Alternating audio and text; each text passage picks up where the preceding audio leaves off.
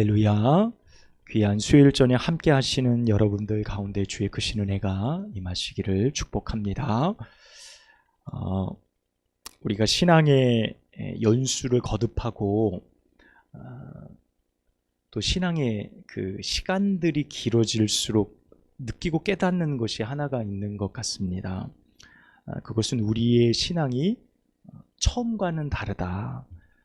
그리고 중간에 내가 시간을 지나며 연수의 중간과 지금의 또 모습이 또 다르다, 그런 생각을 해봅니다. 그래서 저는 우리의 신앙이 참 변덕스럽지 않나, 이런 생각을 해보게 됩니다.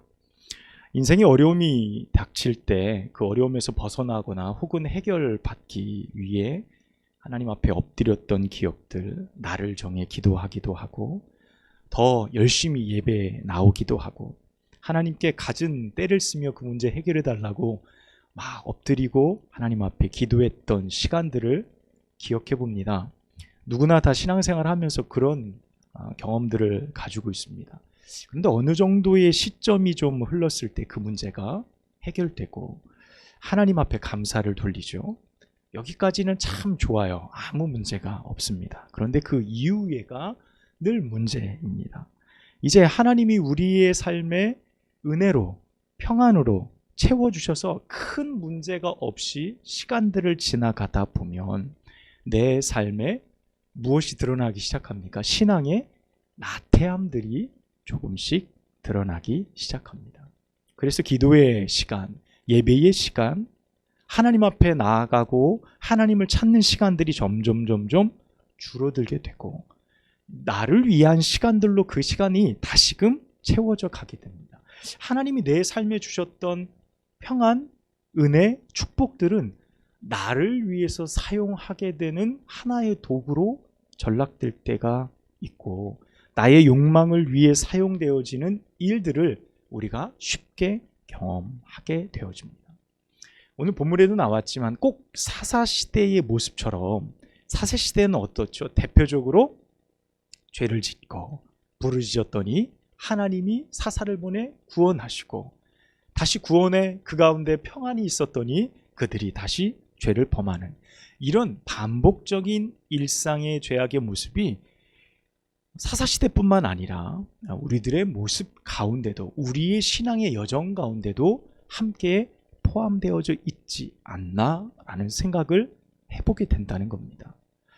우리는 평안한 환경을 원합니다. 하지만 평안한 환경이 언제나 우리에게 좋은 것을 가져다 주는 것은 아닙니다. 우리는 평안한 시기를 반드시요 지혜롭게 보낼 준비가 되어져 있어야 합니다. 저는 오늘 이 본문의 말씀을 읽으며 좀 깜짝 놀랐어요. 오늘 본문 말씀 1절과 2절 말씀을 읽으며 정말 깜짝 놀랐습니다. 우리 1절, 2절 말씀 우리 한 번 더 말씀 읽어보도록 하겠습니다. 시작. 여호와께서 주의 모든 원수를 무찌르사 왕으로 궁에 평안히 살게 하신 때에 왕이 선지자 나단에게 이르되 볼지어다 나는 백향목궁에 살거늘 하나님의 궤는 휘장 가운데에 있도다. 아멘. 제가 이 말씀을 읽으면서 깜짝 놀랐고 또 오늘 말씀의 제목도 여기에서 내가 이 말씀을 이렇게 전해야 되겠다라는 마음이 들었습니다. 여러분, 그 말씀은 바로 이거예요. 다윗이 기름 부음을 받고요, 약 20년 정도쯤의 세월이 흘렀어요. 그러니까 남유다에서 왕으로서 기름 부음을 받고 나서 7년 반의 시간이 지난 뒤에 통일 왕국 이스라엘 가운데 기름 부음을 받기까지 약 20년 정도의 시간이 흘렀는데 그 시간이 흐른 뒤에 비로소 다윗에게 무엇이 찾아왔다는 거예요? 오늘 1절 말씀에 보면 평안이 찾아왔다는 거예요. 다윗에게 진정한 평안, 주변의 그 어떤 적들도 다윗을 어떻게 해볼 수 없는 그런 완전하고도 온전한 평안을 지금 다윗이 누리고 있다는 겁니다. 여러분, 그동안 다윗이 얼마나 어렵게 살았습니까? 여러분, 가난한 건 둘째치고요, 매일매일 자신을 죽이겠다고 쫓아오는 사람들, 왕, 그들을 두고 다윗이 얼마나 두려움과 공포 속에서 십수년 이상의 시간을 도망자의 신세로 살았는지 우리가 사무엘상 하의 말씀을 통해 계속 발견해 볼 수 있었습니다. 내가 살 집이 없어서 걱정이 아니고요, 돈이 없어서 걱정이 아닙니다. 이것은 생명에 관한 문제였기 때문에 이 문제는 다윗에게 너무나도 큰 거였어요. 그런데 이 문제가 다 해결되어지고 나의 대적이 사라지고 내가 이 나라의 왕이 된 겁니다. 이제 비로소 다윗에게 안식과 평안을 누릴 수 있는 모든 환경이 다 제공된 거예요. 여러분, 그렇다면 내가 죽을 고생하다가 이제 안정이 됐어요. 그렇다면 어떻습니까? 보통 인간이라면, 제가 이 말씀을 준비하면서 저에게도 한번 질문을 던져보는 거예요. 인간이라면, 너라면 어떻겠냐? 인간은요, 필시 그 평안 자체를 누리는 것에 온통 마음을 쏟을 거예요. 그 평안을 누리는 것에 흠뻑 젖어 살아가게 될 겁니다. 좀 그래도 믿음이 있다 그러면 내게 평안을 주신 하나님 앞에 감사 정도는 돌리며 살아갈지도 모르겠어요. 여러분, 그런데요, 오늘 다윗은요, 천금같이 자신에게 주어진, 찾아온 이 평안의 시간을 홀로 누리지 않겠다고 말해요. 그리고 이 시간을 불편하게 생각합니다. 그리고 자신에게 주어진 이 평안이 하나님께로부터 왔음을 확인하고 무엇을 점검합니까? 자신 주변의 환경을 점검하기 시작합니다. 여러분, 그 말씀이 2절의 말씀이잖아요. 뭐라고 말합니까? 2절에 왕이 선지자 나단에게 이르되 볼지어다 나는 지금 어디 산다고요? 백향목 궁에 살거늘 하나님의 궤는 어디 있다는 겁니까? 저 휘장 장막 가운데 그냥 있는 거예요. 다윗이 볼 때 나는 너무너무 아름답고 정말 훌륭한 왕궁에 살고 있는데 하나님은 너무도 초라한 저기에 모셔져 있고 하나님이 저기 계시다는 이 사실이 눈에 들어오는 겁니다. 그런 생각이 드는 거예요. 나는 백향목궁에서 산다라는 이 생각이 드는 거예요. 내 생각 속에 그것이 떠오르는 겁니다. 여러분, 이 말씀이 놀랍다는 거예요. 다윗의 이와 같은 생각이 놀랍다는 겁니다. 여러분, 어떻게 보면 그동안의 삶에서 다윗의 평안은요, 보상과도 같은 거 아니겠습니까? 그렇게 고생했으니 이제 이 정도로 살아가는 것 합당하게 여길만 하지 않겠습니까? 이제 통일 이스라엘의 왕이 되어졌으니 여러분, 무엇이 문제입니까? 그리고 내가 백향목궁에 사는 거 내가 원한 겁니까? 두로 왕 히람이 와서 손수 지원해서 그것을 지어준 것 아니에요. 석공들도 보내고 목수도 보내서 아름다운 이 왕궁을 지어준 겁니다. 다윗을 위해서 그렇게 한 거죠. 그것을 그저 다윗은 그냥 가만히 누리고 있었을 뿐이에요. 그런데 다윗은 그 사실을 불편하게 여기고 나에게 주어진 환경을 점검해 보는 거예요. 목동이었던 나를, 말제였던 나, 목동이었던 나를 이렇게 화려하고 아름다운 궁에서 또한 왕으로서 선택하신 하나님, 나를 여기까지 인도하신 하나님, 그 하나님을 위해 나는 무엇을 할까? 나는 무엇을 드릴까? 라는 고민이 생겼다는 거예요. 사랑하는 여러분, 다윗의 이와 같은 생각이 여러분 놀랍지 않으십니까? 여러분, 정말 놀라운 생각. 나는 백향목궁에서 살거늘 하나님의 궤는 저 휘장 가운데 있도다. 하나님을 위해 성전을 건축하려는 그의 마음. 여러분, 하나님이 그의 마음 가운데 평안을 허락하셨는데 하나님은 그 다윗의 마음을 너무너무 기쁘게 여기셨다는 거예요. 여러분, 자식을 이렇게 키워보면 다 우리 권사님들은 이미 다 장성해서 자식들 다 시집장가 보내고 손주도 있고 그러시잖아요. 자식들 다 키워보면 어떻습니까? 자식들 중에도요, 더 주고 싶은 자식이 있어요. 더 주고 싶은 자식. 그러니까 부모가 때를 따라 자식에게 챙겨주지요. 옷도 사주고 먹고 싶은 것도 사주고 용돈도 주고 필요한 것들을 공급해 줍니다. 여러분, 그때마다 충분치는 않고 넉넉치는 않지만 필요를 채울 때 그 아이의 반응이 부모의 마음을 움직여요. 어떻게 해요? 감사합니다. 충분해요. 좋아요. 라는 반응들이 그것이 별것 아니지만 부모의 마음 가운데 각인되어져요. 그리고 그 아이가 원하지 않지만 어떻게 해요? 더 좋은 것을 주고 싶어요. 더 예비된 것들로 더 많이 채워주고 싶은 것이 부모의 마음이더라고요. 여러분, 이 마음을 가지고 오늘 본문의 말씀을 보니까 하나님 마음에 다윗이 그렇게 보이는 거예요. 다윗의 그 마음이 하나님께 어떻게 비춰지는 겁니까? 더 주고 싶은 마음.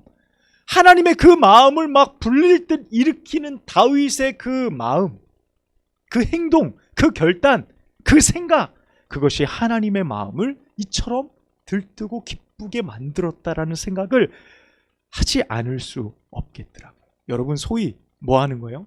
복받을 짓인 거죠. 소위 하나님 앞에 축복받을 다윗의 이 모습은 하나님 앞에 요청하지 않은 것까지 하나님이 내가 이것도 줄게, 내가 이것도 해줄게, 내가 이렇게도 해줄게 라고 하나님께서 줄줄줄줄 축복의 약속을 하실 만큼 다윗의 그와 같은 생각은 너무나도 하나님의 마음을 기쁘게 했다는 거예요. 여러분, 5절에서 16절까지의 말씀이 바로 하나님의 응답이에요. 그것이. 여러분, 다윗은 단지 하나님을 위해 내가 무엇을 할까라는 마음을 품었고 그것을 소망했는데 하나님은 상상할 수 없는 축복을 그에게 부어주시는 거예요. 여러분, 5절부터 16절까지 말씀을 보면 정말 많은 축복의 내용들이 그 가운데 기록되어져 있는 것을 볼 수 있습니다. 먼저 하나님은요, 넌 나를 위해서 성전 건축할 필요 없어 라고 먼저 하나님께서 거절하세요. 그것이 다윗의 마음의 아픔이다, 상처? 그렇지 않습니다. 내가 그 대신 너의 왕위를 영원토록 이어가게 해줄게. 너의 씨에서 난 자녀가 왕이 될 것이고 그 자가 나를 위해서 네가 원하는 성전을 건축할 거야. 이것을 약속해 주세요. 그리고 하나님이 무엇을 하시죠? 내가 너를 위해 너의 집을 지어줄게. 다윗이 하나님을 위해서 제가 성전 짓겠습니다. 그런데 하나님이 내가 너를 위해 집을 지어줄게. 너의 집을 견고하게 세워줄게. 사사시대처럼 막 사방의 적군들이 나라를 막 괴롭히던 그때의 그 어려움을 다 물리쳐서 그 어느 누구도 너의 나라를 넘볼 수 없도록 내가 지켜주마. 하나님이 약속하시는 거예요. 너의 왕위를 견고하게 해주고 사사시대처럼 침략자들, 노략자들을 다 물리쳐주고 진정한 평안을 너희에게 허락하여 준다는 거예요. 혹여 너가 실수하고 죄를 지으면 내가 아버지로서 자식을 훈계하듯 훈계해 줄 거예요. 그러나 내가 사울을 버린 것처럼 너를 버리지는 아니하리라. 하나님이 약속하세요. 그리고 정말 중요한 말씀, 14절의 말씀 이렇게 말하고 계십니다. 나는 그에게 아버지가 되고 그는 나에게 아들이 된다 라고 말씀하는 거예요. 여러분, 이 말씀이 정말 놀라워요. 정말 많은 축복들이 있어요. 대적들도 물리쳐주고 평안하게 해줄 거고 너의 왕위가 영원히 계승되게 할 거고 성전을 건축하게 하고 내가 너희 집을 지어주겠다라는 많은 약속들이 있었지만 여러분, 더없이 귀한 약속은 14절 말씀 아닙니까? 내가 너의 아버지가 된다는 거예요. 너는 나의 아들이 되리라 라는 말씀이에요. 여러분, 주인과 종의 관계가 아니에요. 주인과 종의 관계인 계약 관계가 아니라 부자 간의 관계로 너를 대할 것임을 주님께서 약속하시는 거예요. 이건 뭡니까? 내가 너를 양아들 삼겠다는 거예요. 나의 아들 삼겠다라는 걸 하나님의 놀라운 결단이며 여러분 축복이에요. 여러분, 이 말씀을 듣는 우리는 어떻습니까? 우리도 아버지라고 부르니까 당연하게 생각하지만 여러분, 이 시대는요 구약 시대입니다. 우리는 신약 시대 이후의 시대를 살아가고 있지만 이 당시에는 구약 시대예요. 구약 시대에 하나님을 부를 때 여호와 하나님의 이름을 부르는 자체가 굉장히 두려움이었습니다. 하나님을 아버지라고 부르는 것 더없이 상상하기 어려운 일이었어요. 그런 개념조차 없었던 시대입니다. 그런데 하나님께서 다윗의 가문에 이것을 허락하시는 거예요. 저는 하나님께서 어떻게 그렇게까지 하실 수 있나라는 생각을 해보게 됩니다. 설교를 준비하면서요, 말씀을 묵상하면서요, 또 묵상한 대로 설교문을 작성해 내려가면서 마음 가운데 차분하게 드는 생각이 있었어요. 그것이 바로 하나님의 기쁨이 느껴지는 거예요. 다윗이 내가 이 백향목궁에서 내가 살아가는 이 삶보다 내가 하나님의 전을 좀 어떻게 좀 건축해보고 저 장막 안에 계신 하나님을 내가 어떻게 좀 무엇인가 해드리면 좋겠다라는 그 마음이 하나님 마음 가운데 너무나 큰 기쁨이었구나라는 사실을 발견해 볼 수 있는 거예요. 그래서 유일하게 성경에는 다윗을 무엇이라고 표현합니까? 하나님 마음에 합한 자다. 하나님 마음에 합한 자라라는 이 호칭을 다윗이 얻게 되잖아요. 그러니까 이처럼 하나님이 그를 기뻐하셨구나라는 생각을 하게 되는 겁니다. 여러분, 그렇다면요, 이 시대에 하나님의 말씀을 듣고 우리가 하나님을 아버지라고 부르고 있고 그분을 사랑한다고 말하는 우리는 어떻습니까? 우리는 이 말씀을 들으며 어떤 마음이 드는 거예요? 여러분, 신앙이란 그렇습니다. 하나님께서 내게 주실 복에 관심을 두는 것이 아니라 하나님께 마음을 두는 겁니다. 오늘 나열된 복이 도대체 몇 가지입니까? 엄청 많죠. 이 중에 나도 그런 복 받고 싶다, 나에게도 그런 일들이 일어났으면 좋겠다라는 마음들이 들고 그런 마음들이 앞설 수 있어요. 그러나 그런 마음들을 잠시 내려놓고 다윗이 이처럼 복을 받았으니 그 복이 내게도 임하기를 원한다는 마음을 내려놓고 단지 하나님께 매일매일 내가 무언가 해드리고 싶은 그 마음이 불쑥불쑥 내 안에 일어난다면 여러분, 그것이 하나님의 마음을 기쁘시게 하는 출발점이 될 수 있겠다라는 생각을 하게 하는 겁니다. 여러분, 이는 누가 강요합니까? 누가 그렇게 하라고 시킵니까? 여러분, 그렇지 않아요. 우리의 신앙과 우리의 마음 가운데서 너무도 자발적으로 자연스럽게 일어나는 나의 반응인 것입니다. 여러분, 사실 하나님 앞에서 다윗의 형편이나 우리의 형편이나 다를 것은 없습니다. 주께서 비천했던 나를 구원하시고요, 연약했던 우리의 삶을 구원하셔서 성도 삼아주신 것, 하나님의 자녀 삼아주신 것은요, 다윗이 목동의 삶을 살아가다가 왕이 된 것과 별반 다르지 않은 거예요. 둘 다 동일하게 비천했던 삶 속에서 하나님이 선택하시고 하나님이 부르셔서 하나님의 자녀 되어지고 하나님의 거룩한 축복에 거할 수 있는 존재가 되었어요. 여러분, 그 사실을 결코 놓치지 않는 삶, 오늘 또 힘들게 내게 주어진 삶에서 열심을 다하여 살고 있지만 이 환경 자체를 원망하지 않고 이 환경이 하나님께서 내게 주신 평안이라고 믿는 사람들, 그것이 축복의 삶이라고 인정하는 사람들, 그것을 감사하며 살아갈 줄 아는 사람들, 여러분, 하나님은 바로 그와 같은 삶 위에 은혜를 내려주신다는 것입니다. 바로 그와 같은 삶이 지속될 때요, 잠시 잠깐 간혹 떠오르는 생각이 아니라 매일매일 내가 하나님을 위해서 무엇을 할까, 오늘 하루 내게 새로 주어진 이 시간에 나는 하나님을 위해서 무엇을 드릴 수 있을까 라는 작은 고민과 생각의 삶으로 붙들려 살아갈 때 하나님은 우리를 누구보다 기뻐하시는 거룩한 축복을 우리에게 허락하여 주실 줄로 믿습니다. 수능을 앞둔 고3 학생이요, 주일 성수한다는 것이 어려운 시대가 됐어요. 그렇죠.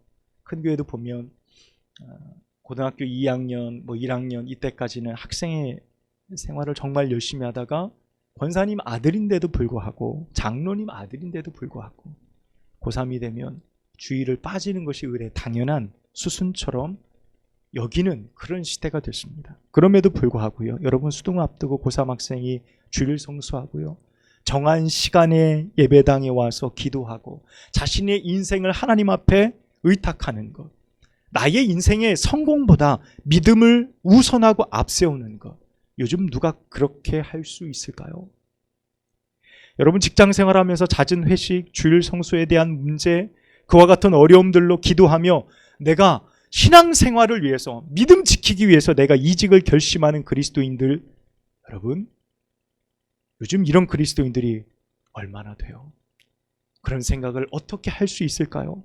여러분, 교회 건축을 위해서요, 초등학생이요, 자신이 열심히 모아서 내가 뭐 좋은 거 사고 싶은 것, 그거 모았던 돼지저금통, 그거 갈라가지고 헌금해서 드리는 것, 여러분, 어린아이가 어떻게 그렇게 생각할 수 있을까요? 자신이 평생 모은 재산을 사회에 환원하는 그리스도인들, 여러분, 어떻게 그렇게 생각할 수 있을까요? 여러분, 일하다가 다쳐서 산재보험 처리가 됐어요. 근데 보상금이 나왔는데 기도하면서 그 보상금을 하나님 앞에 드리는 분이 계세요. 여러분, 그것을 바라보며 어떻게 그렇게 할 수 있는가, 그런 생각을 해보게 되는 거예요. 여러분, 이것 말고도 세상에 찾아볼 수 정말 없을 만큼 정말 많은 하나님을 위해 결단하는 무수히도 많은 일들을 우리는 볼 수 있게 됩니다. 어떻게 그렇게 할 수 있을까요? 어떻게 그런 생각을 할 수 있느냐는 거예요. 여러분, 무엇을 드렸냐? 여러분, 그거 보지 마십시오. 단지 내가 처한 상황 속에서 나는 오늘 지금 하나님을 위해서 무엇을 할 수 있을까라는 그 마음을 먼저 보시기를 축복합니다. 하나님께서 바로 그 마음을 가장 기쁘시게 받기 때문입니다. 여러분, 어떻게 평안한 중에 그런 생각을 할 수 있을까요? 다들 그 평안을 누리고 그 기쁨을 누리기에 여념이 없지만 다윗은 그 평안한 중에 하나님을 생각했던 것, 그 생각이 하나님의 마음을 너무도 기쁘게 했다는 사실을 오늘 우리가 붙잡고 어떻게 내 삶 중에 하나님을 어떤 형편에서든지 내가 처한 환경 속에서 주를 기쁘게 할까, 우리의 생각과 마음을 그곳에 모으고 믿음으로 살아가는 우리 모두가 되어지길 주님의 이름으로 축복합니다. 기도하겠습니다. 하나님 아버지, 오늘 우리가 읽은 본문을 강론하며 함께 생명의 말씀을 나누게 하여 주시니 감사합니다. 주여, 우리가 무엇으로 하나님을 기쁘게 할까요? 하나님, 내게 많이 가진 것으로 하나님을 기쁘게 하기보다 주여, 오늘 하루 내게 주어진 환경 속에서 하나님 앞에 드릴 것, 하나님을 기쁘게 하고 하나님을 영화롭게 할 그것을 늘 마음에 염두에 두며 살아가는 저희 모두가 되어지도록 함께하여 주시옵소서. 예수 그리스도의 이름으로 간절히 기도하옵나이다. 아멘.